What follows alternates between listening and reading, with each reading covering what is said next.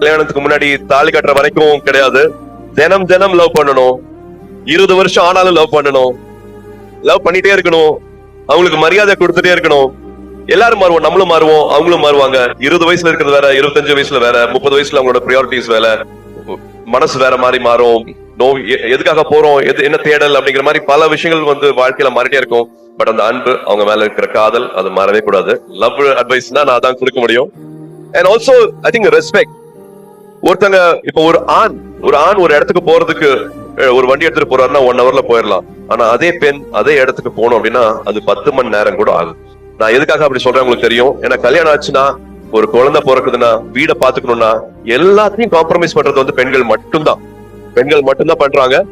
So அவங்களோட வெற்றிக்கு 10 மடங்கு இல்ல 100 மடங்கு சல்யூட் அடிச்சு மரியாதை கொடுங்க அவங்களோட வெற்றிக்கு. முடிஞ்ச வரைக்கும் அது கூடயே நில்லுங்க அப்படின்னு நான் சொல்லுவேன். லவ் விட மரியாதை இன்னும் அதிகமா கொடுங்கன்னு சொல்லுவேன்.